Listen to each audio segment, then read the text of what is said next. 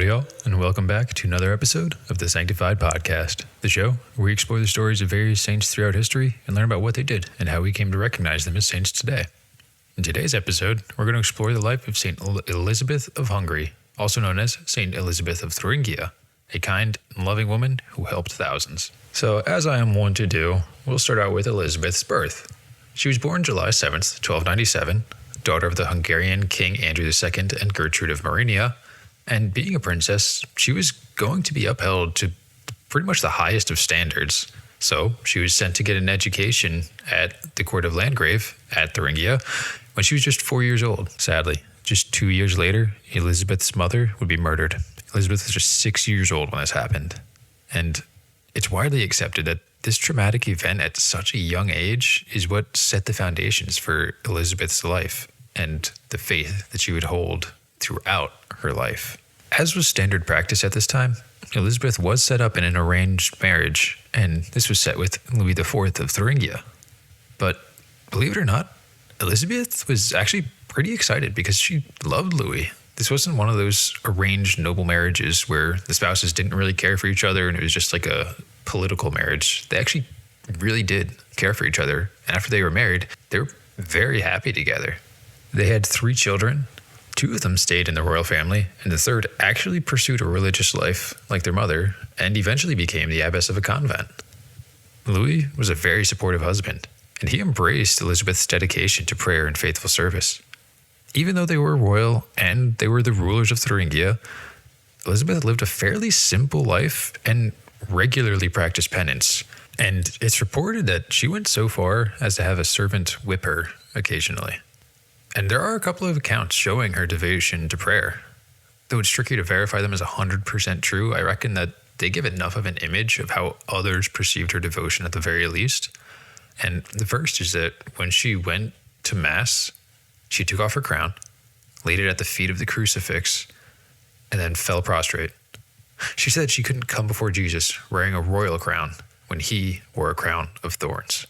A second account is from one of the castle servants.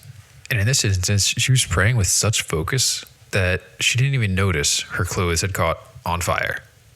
They were probably too close to a candle and the flames spread, but luckily the servant that was with her noticed the fire and extinguished the flames before Elizabeth got hurt. In 1223, some Franciscan friars came to Thuringia, and Elizabeth learned a lot from them. She learned all about St. Francis of Assisi and the ideals that he preached in his life, and ultimately she decided that she wanted to put some of those ideals into practice.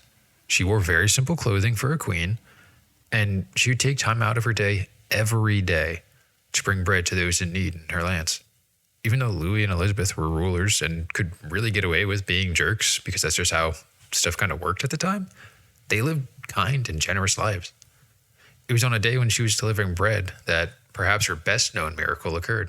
Suspicions had begun to arise that Elizabeth was stealing from the castle, but it's kind of hard to prove that you're not stealing because if you're accused of stealing and you don't have anything on you at that time, the people are just going to be like, well, she didn't steal anything this time, but next time she will. So they're trying to figure out a way, they being Elizabeth and Louis, try to figure out a way to help alleviate some of those accusations. So while out delivering bread, Louis asked Elizabeth to reveal the contents under her cloak in an effort to prove that she wasn't hiding anything. When she moved her cloak, a vision of white and red roses appeared, a sign of purity and love. And immediately, people believed that this was proof that she was an honest servant of God. And this is actually one of the first associations of roses with saints. And it's actually really helped to stop the accusations of theft. But in 1226, another set of unfortunate circumstances came up. Diseases and floods came upon Thuringia. And rather than stay where she was safe, Elizabeth went out and she helped care for the victims of everything. She had a hospital built and helped about 1,000 people a day there. She would even give away royal clothing and resources to those who needed it. And around this time, another miracle occurred for Elizabeth.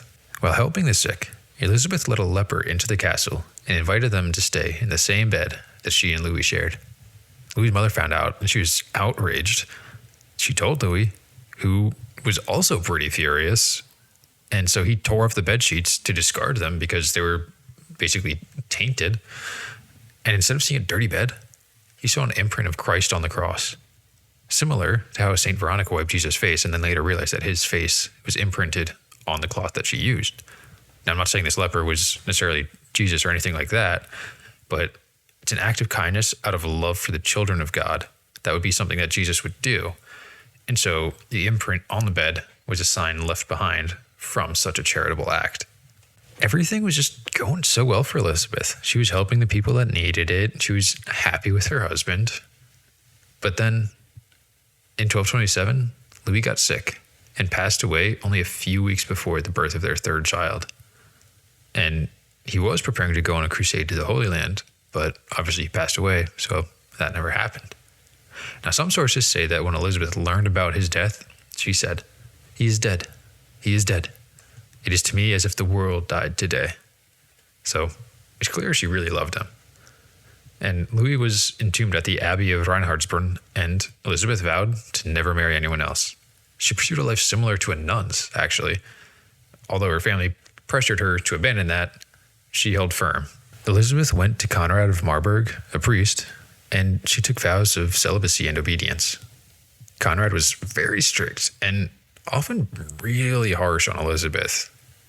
People said that he was a little bit too harsh on her, actually, because he even beat her and had her children sent away. But if you remember that she's reported to have servants, ask servants to whip her. So I don't know. It's not really well recorded if she asked for the beatings or if Conrad was just like, you need the beatings. It's a little bit of a gray area, but nonetheless, it's reported that she was beaten. And to avoid attracting any sort of desire from other men, she, on her own volition, offered to cut off her own nose, because that way she would be so ugly that nobody would ever want her again. Now, she did cut off her own nose, and she actually didn't live with Conrad for that long. She joined the Third Order of St. Francis in 1228 and founded a hospital in St. Francis' honor. She worked at the hospital, helping care for the sick, and she prayed constantly. Elizabeth would stay at this hospital for a few years, and she lived an exceedingly simple life compared to the lives of her royal family. But she passed away in Marburg on November 17th, 1231, and she was just 24 years old. After she died, a number of miraculous healings started happening near her grave by her hospital. The examinations of those healings, which occurred around 1232 to 1235, determined that no medicine, at the time at least, could have healed the people the way that they were healed. And this was more than enough reason to canonize Elizabeth. Pope Gregory IX canonized Elizabeth on May 27th, 1235, a mere 4 years after her death. St. Elizabeth's feast day is November 17th, and she's the patron saint of bakers because she would always share the bread with those in need, of patron saint of beggars,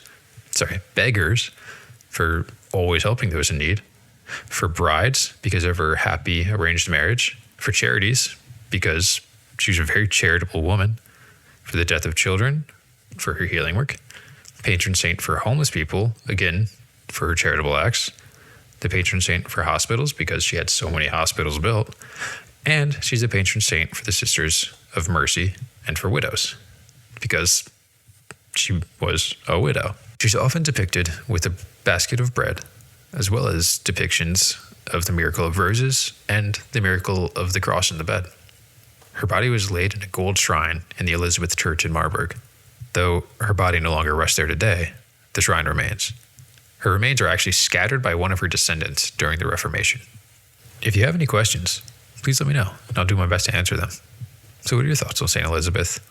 What do you think about the miracles that she performed and everybody she helped? I hope you found her story interesting, and I look forward to hearing about your thoughts on them. Thank you for listening. If you'd like to support the channel, you can subscribe, download the episode, like, comment, share it with your friends, or you can send me a suggestion on a saint that I can look into by emailing me at sanctifiedpodcast@proton.me.